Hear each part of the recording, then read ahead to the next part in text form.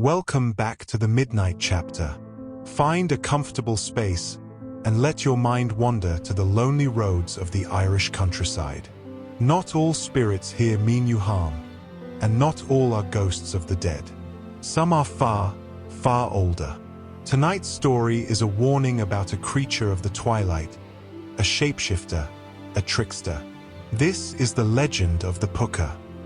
The Pooka is a creature of the Otherworld, one of the Aos Sai, the fairy folk of Ireland. But forget the gentle sprites of children's tales. The Aos Sai are powerful, ancient, and often perilous. And among them, the Pooka is a prince of the borderlands, a being who exists in the spaces between day and night, between the wild and the tame, between truth and trickery. It is a master of forms, a shapeshifter whose true face has never been seen. Most often, it is encountered as a great, black stallion, soot black and sleek, with a mane that flows like liquid shadow and eyes that burn with a fierce, golden intelligence. It can appear as a monstrous, shaggy hound with glowing red eyes, padding silently along a lonely boreen, or as a sleek raven, watching with cunning from a dead tree, its call sounding like a mocking laugh.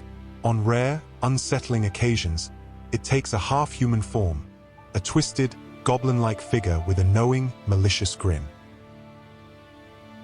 But for the rare, the pure of heart, or the simply desperate, the Pooka can be something else entirely. There are old stories of it speaking prophecies in a voice like the wind, warning of impending doom. Some say it can lead a lost soul to safety, or reveal the location of a healing herb. It is a trickster, yes, but its tricks can sometimes carry a hard, necessary wisdom. To meet the Pooka is to roll the dice with fate itself. Your character, your choices in that moment, determine whether your encounter ends in terror or a strange, twisted blessing you will never forget. Our story focuses on a farmer named Sean O'Sullivan. By all accounts, he was a good man, a hard worker, a provider for his family. But his virtue was tangled with a deep, thorny pride.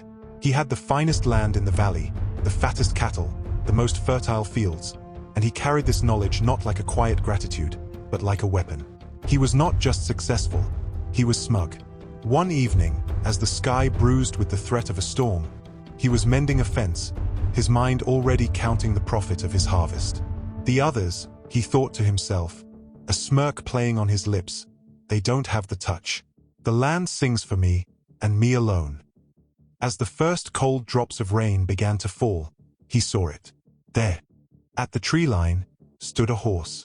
It was like a creature from a dream, taller and more powerful than any draft horse, its coat the color of a starless midnight, its mane and tail flowing like dark water. But it was the eyes that froze the blood in Sean's veins. They were not the dull, gentle eyes of a beast. They glowed with a fierce, ancient, and utterly intelligent light. It was, of course, the Pooka. Instead of the fear that should have gripped his heart, Sean felt a surge of greedy ambition. A creature like that. He whispered, his pride blinding him to the danger. It's a king among horses. I could breed it. I could own a legend. He approached, his hand outstretched, whispering foolish, coaxing words. Easy now, mighty one. Come to me. I'll give you a fine stable. He was mere feet away when the world exploded. In a flash of movement too fast to follow, the beast was upon him. It was not an attack of teeth and claws, but of sheer, terrifying force. It tossed Sean onto its back as if he were a doll. His head spun, his fingers scrambling for a grip in the slick, dark mane. Before he could even cry out, the Pooka charged. That night was an eternity of terror. The Pooka galloped at a speed that stole the breath from Sean's lungs.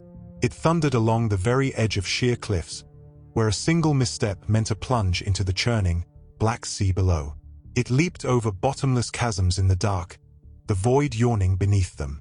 It raced through ancient, tangled forests, branches whipping at Sean's face like angry claws. He was not a master.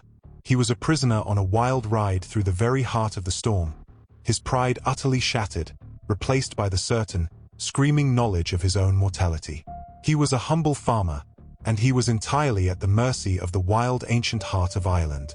And the wild heart was not gentle. The world swam back into focus.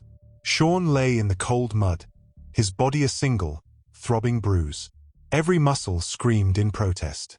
He was shivering, not just from the cold, but from the aftershock of pure, undiluted terror. He pushed himself up onto his elbows, his hands sinking into the soft earth. And there it stood, the Pooka. It was not even breathing heavily. Its dark coat was pristine, untouched by the fury of the storm or the filth of the ground.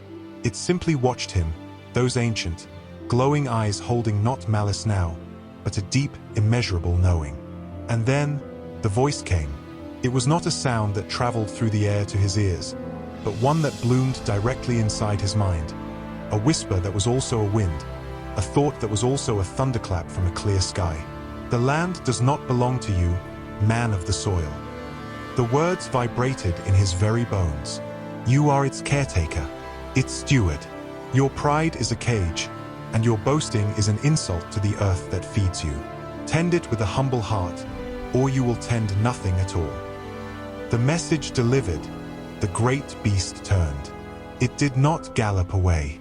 It simply began to walk, its form becoming less substantial with each silent, deliberate step.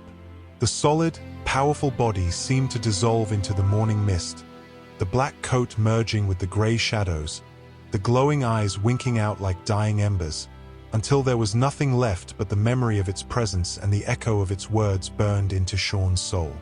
He was alone. When he finally stumbled back to his farm, his wife rushed out, her face pale with worry. He could not explain where he had been. He simply looked at his land, at the rising sun catching the dew on the grass, and he began to weep, not tears of fear, but of understanding. He was a changed man. He was quieter. He spoke of the weather and the soil with reverence, not possession. He was kinder to his animals, more generous to his neighbors. He never again spoke of what happened on that stormy night, but the lesson of the Pooka was etched into his every action. The creature had not put a curse on him. It had, in its terrifying, merciful way, given him a gift, the gift of humility.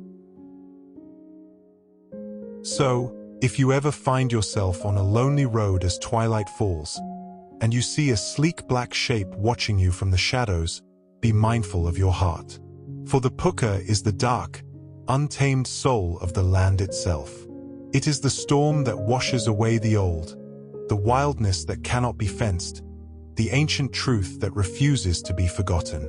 The moral of this tale, and indeed of the Pooka itself, is not simply to be afraid. It is to remember your place. We do not own the world we live in. We are its guests. We are its caretakers. The Pooka preys not on the innocent, but on the proud, on those who believe the land is theirs to dominate, the world is theirs to command. It is a lesson in humility, written in the language of thunder and shadow. Sean learned this not in a church, but on a wild ride through the night, taught by a creature that was both monster and mentor. He learned that true strength lies not in domination, but in stewardship. Not in boasting of what you have, but in giving thanks for what you have been given. The Pooka remains, as it always has, a guardian of this balance. A beautiful, terrifying, and necessary mirror to the pride in our own hearts. Thank you for walking these wild paths with us tonight.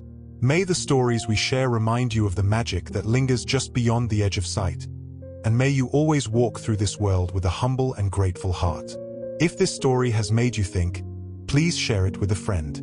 May we all find a way to be more grateful for what we have, less greedy for more and more generous with our bounty. Until next time, this has been the Midnight Chapter. Sleep well.